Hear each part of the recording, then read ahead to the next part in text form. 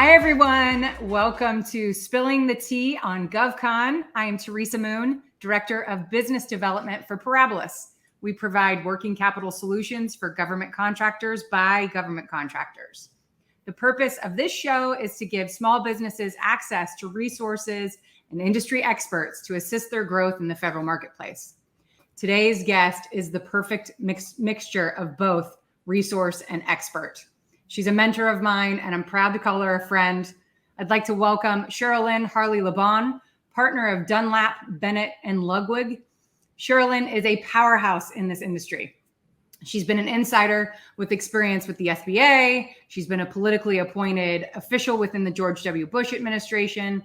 And I absolutely learn so much from her every single time I talk to her. So I wanted to provide the same access to that experience and wealth of knowledge to our network today. And so Cherylyn, welcome, and thank you so much for your time. Thank you, Teresa. I'm so delighted to be with you today and to be with your listeners. This is wonderful.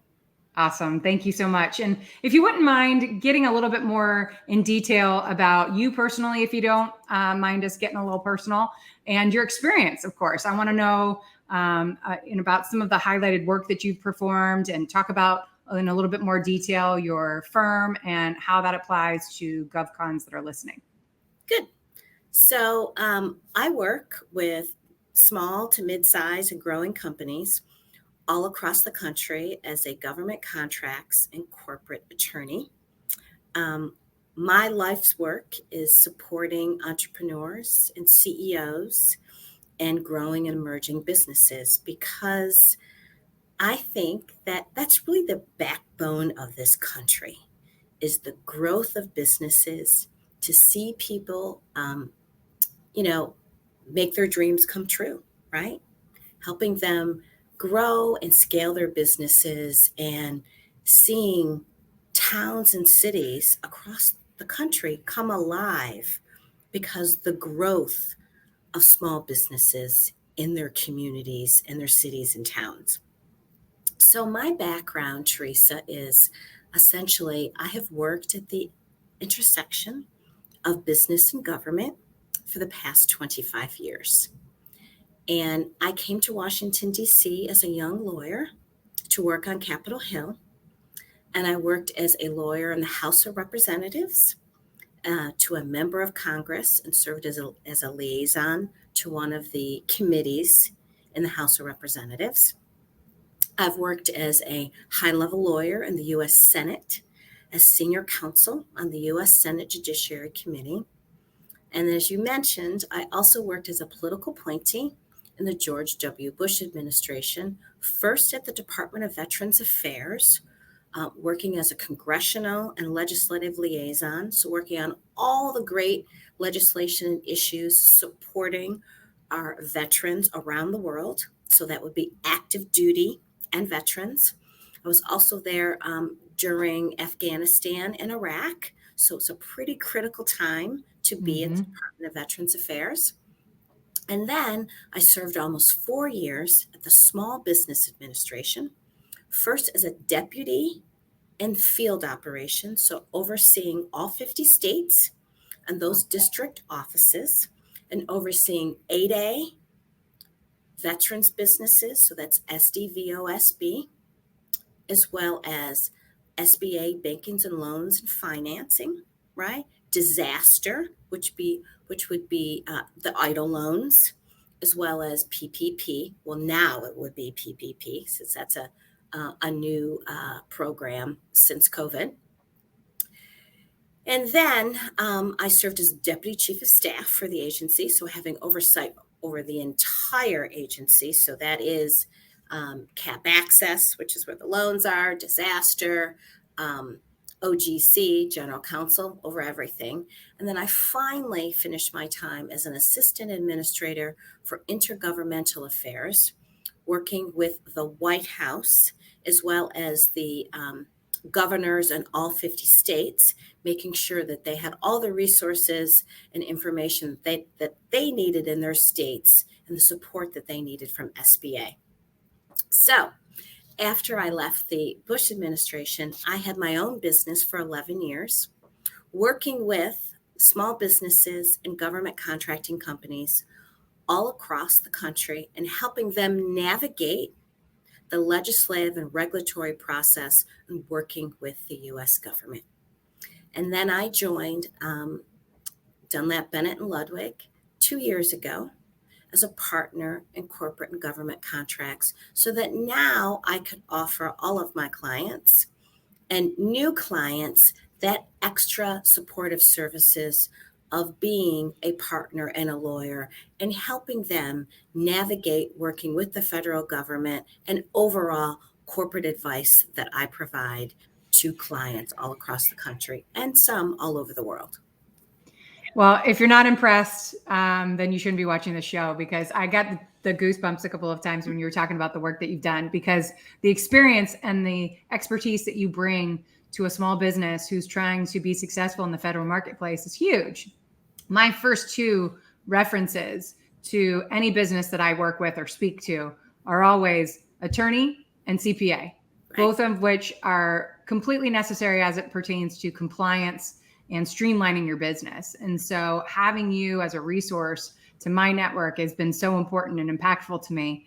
And I think given the state of affairs right now, we spoke earlier about the GSA Polaris that has been stirring up some controversy this week, actually just in the last 24 hours. And so I thought it was really pertinent that you and I were speaking today to address that, in the fact that there is a lot of what you do for businesses currently pertains to joint ventures, mentor protege programs, teaming.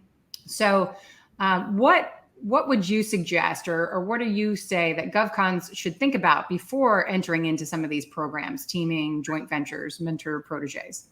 So the first thing, Teresa, is that, you should really know something about the company that you'd like to do business with, because this is in fact a relationship.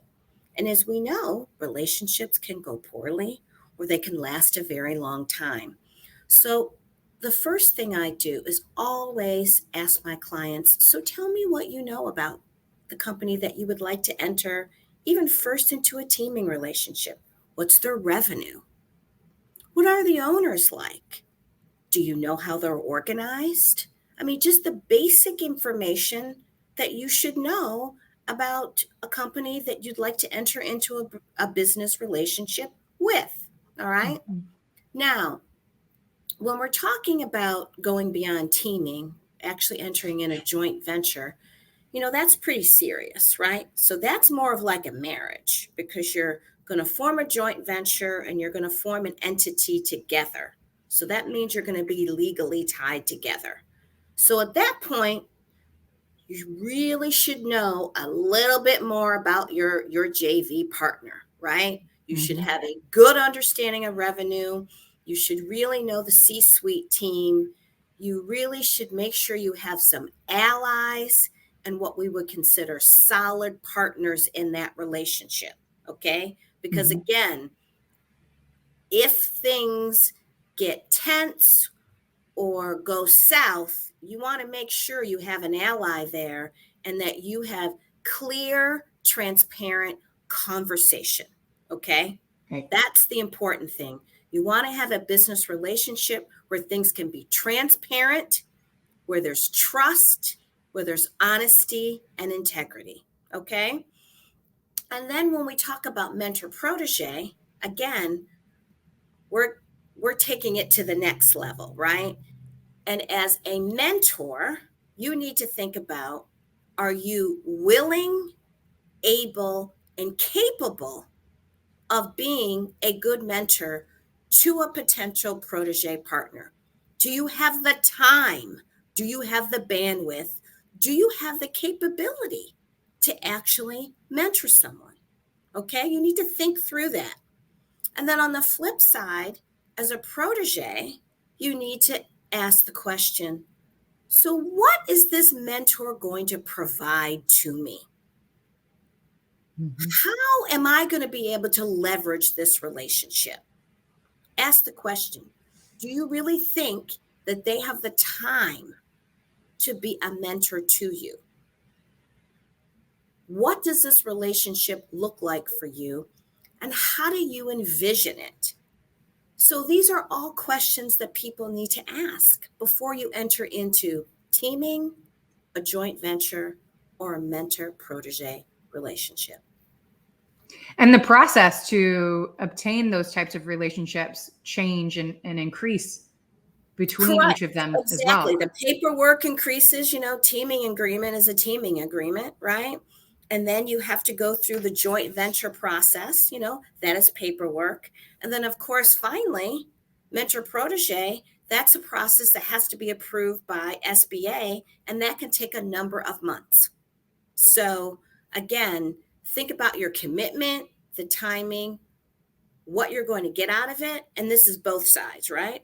What you're going to get out of the relationship. And again, I cannot emphasize, Teresa, more that be clear in your communication, be transparent, and be very direct and upfront about what you expect to get from the relationship. Because I can tell you this, Teresa, when my clients call me and tell me that a mentor-protege relationship isn't working or the JV relationship isn't working for a variety of reasons, it is often I go back and I discover that these expectations were not set up in the beginning, right?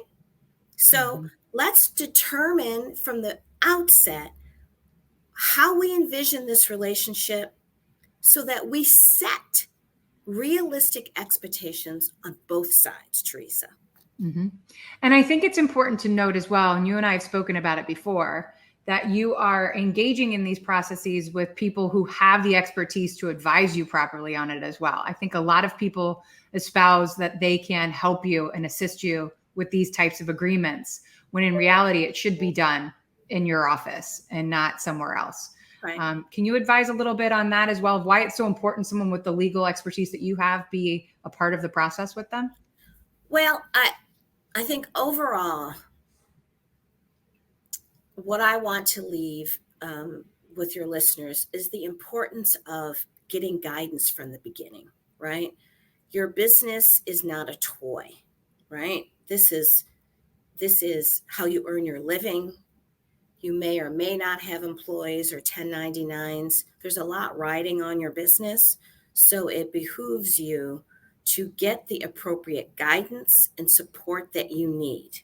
Because as I always say to my clients, you either pay in the front end or you pay in the back end. So that you can get the guidance so that you are making proper decisions and have the appropriate amount of choices, it is best to get legal advice, to get sound accountant advice, and sound banking advice. I agree. So we'll move into then the pitfalls that happen from not making the best choices. Right. What are some of the pitfalls that you've seen that new GovCons should avoid? And we're leading right into what my last sentence there about your team. So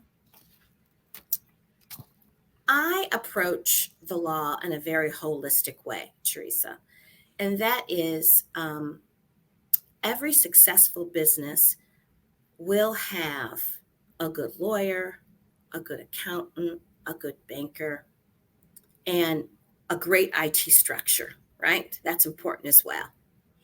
And so we've talked about the importance of having legal advice. Let's talk about the other things, the other legs of the stool. And this is really particular to GovCon, okay, Teresa, because GovCon is unlike many other industries, right? When you're doing business with the government, and people need to understand this, when you're doing business with the government, you are going to be, you're playing by a whole different set of rules, okay? Mm-hmm. And there's compliance, there's legal issues, there's all sorts of issues that, say, for example, are not applicable in the retail industry, okay? Or the construction industry. So it's really important that you have a great legal team, that you have an accountant that understands the compliance aspect that is necessary in the GovCon industry. It's important that you have a banker who understands the GovCon industry and that knows that in March, you may be at a certain revenue level and a certain number of contracts.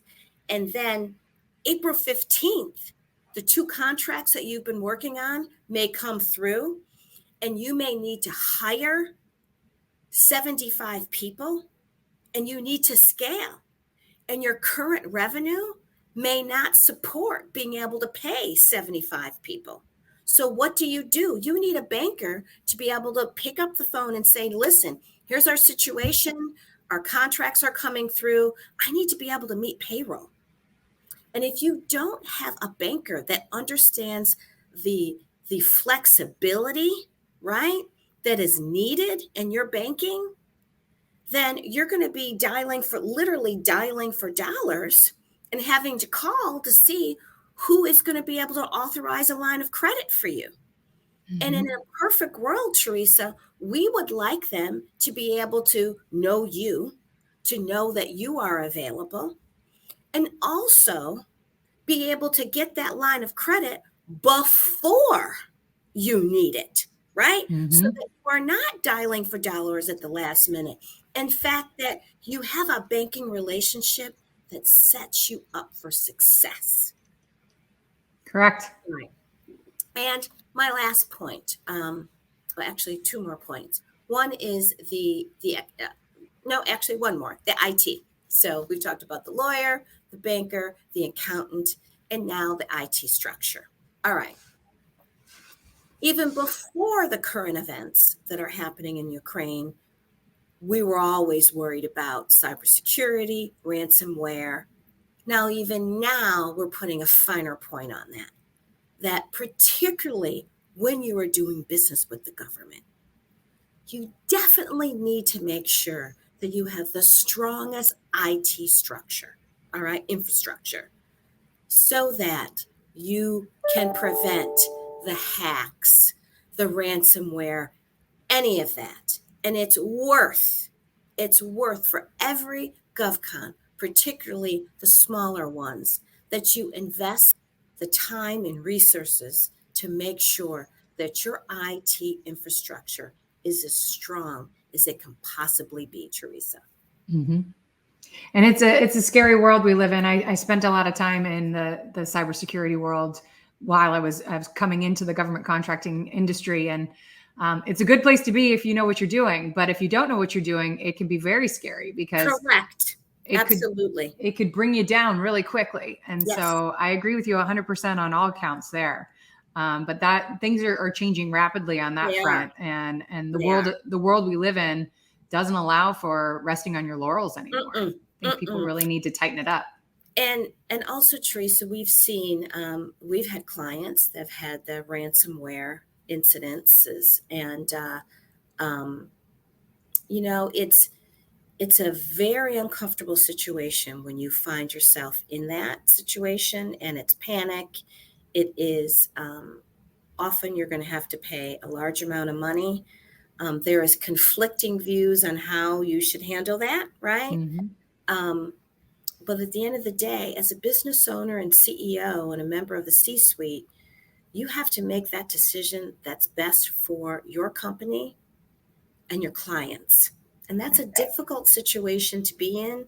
And so we want to encourage all companies to take those steps to do everything they can to prevent that sort of situation from happening, right? Mm-hmm. So that's the best advice I can give. And nobody's out of the realm of being susceptible to it. So it's not if, it's when.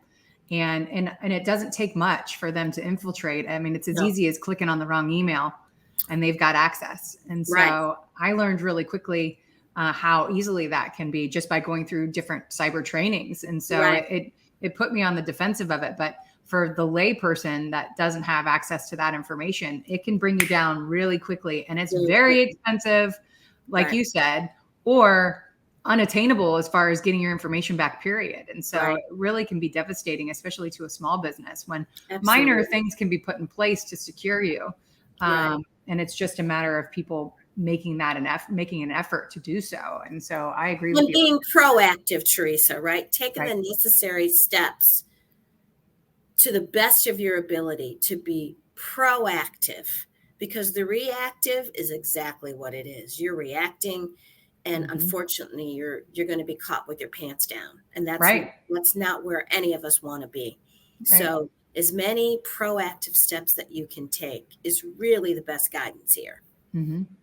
Well, and I appreciate this open conversation about it as well. I mean, to your point in the beginning, I come from a family of entrepreneurs. My father is a small business owner. My sister is a small business owner. My other sister and her husband are former small business owners and now getting back into it. And so I've seen it from a very personal level of how impactful by the level of employees that each business carries and the impact that has on multiple families and the impact that has emotionally on the owners of the businesses. Right. And so it's a very personal endeavor when you get into it. And being a part of Department of Defense work or any agencies for that matter, being a part of the greater good for the betterment of our country is important work. And I find myself being very passionate to be an advocate for those businesses to get the information that they need so that they can hit the ground running, because we know it's not always going to be peaches and cream, right? I mean, that's coming at it from the wrong angle.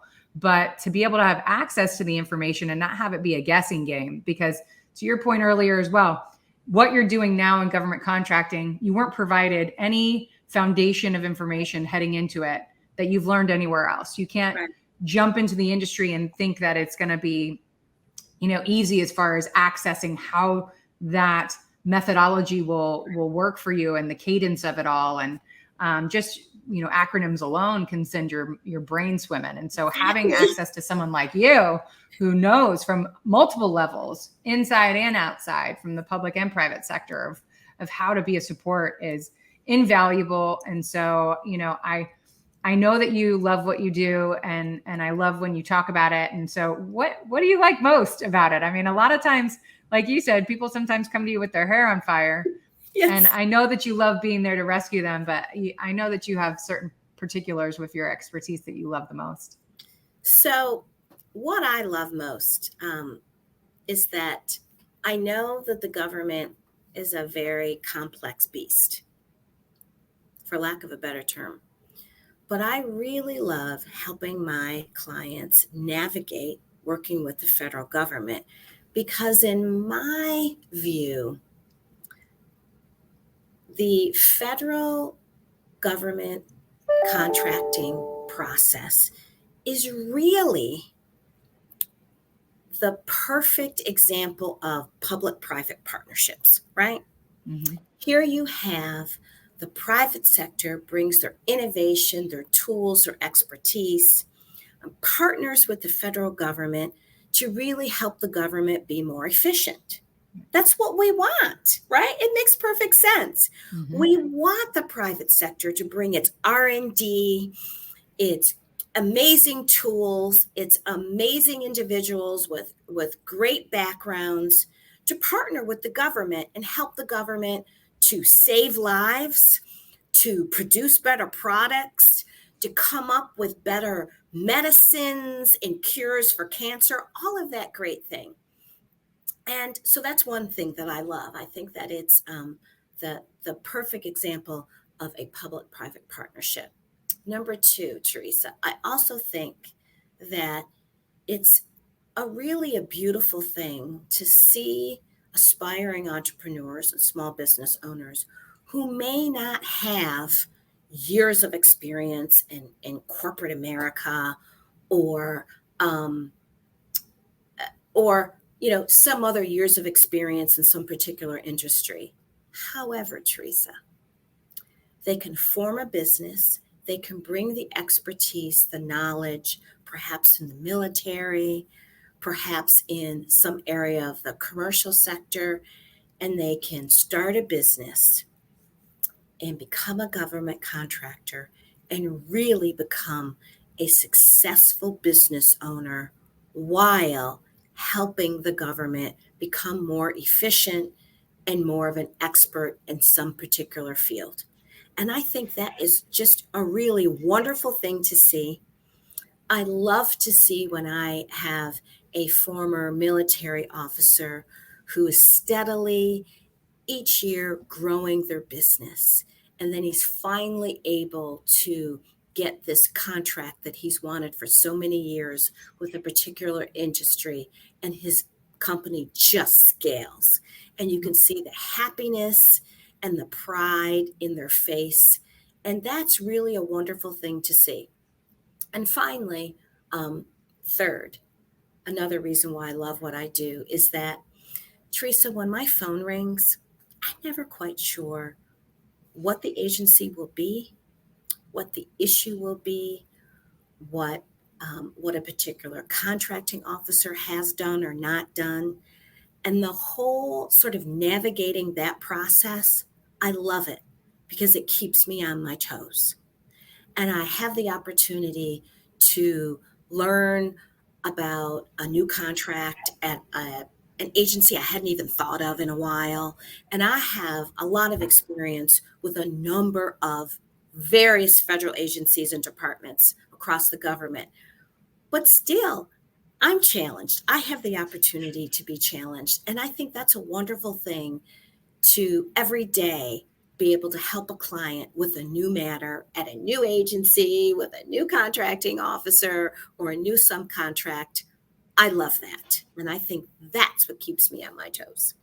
Well, that's awesome. And I think that that's the warmest welcome that we can offer to our listenership to reach out to you. So we're going to definitely be sharing your information. And in the upcoming weeks and months, are there any particular events that you're going to be attending or places where we can find you other than on the social media and your email that we'll share as well? Well, Teresa, we know that we're both members of the Tower Club, and the Tower Club always has great government contracting, federal marketplace events. So for those that are in the Washington, D.C. metro area, that's always a great place to get acquainted and meet some more people in the industry. And there are a number of, thank goodness, with positive development that came out of COVID, is there are a number of platforms who are now putting these events still, in a virtual format, so that your listeners from around the country can join some of these events online, which is also great networking tools. And your listeners are welcome to connect with me on LinkedIn, to email me. I'm happy to be a resource for any of your listeners and to help them navigate the process, because I know at times it can be challenging. I love that. And we appreciate that very much. I think the biggest thing, biggest hurdle for them to overcome sometimes is just by putting themselves out there and asking, putting that ego aside. They don't know everything. They need help. And that's the greatest compliment that I get when people reach out and ask me for help, because I know that if I can't help them, I've got people like you that can. And so I think that that's where the intersection of the best of everything comes in this program. And I want to thank you so very much for joining us. I encourage everyone listening to reach out to Cherylyn and learn more about the great work that she provides to the GovCon community. As mentioned, this program was designed to connect small and growing government contractors with the access to information and resources that will assist with their success in the federal marketplace. And I think today's conversation is really going to lend itself to that. You're one of the best resources that I have, and I'm grateful for you. I'm grateful for your time and your talent and for lending that to our network. And just can't say enough how honored I am that you were here today. And thank you. Thank you so much for the opportunity to talk to you and to talk to your listeners. I'm very grateful, and I look forward to chatting again. Absolutely. So thank you all for joining us. I'm Teresa Moon, Director of Business Development with Parabolis, and this is Spilling the Tea on GovCon, and we look forward to seeing you soon. Thank you. Thank you. Bye-bye.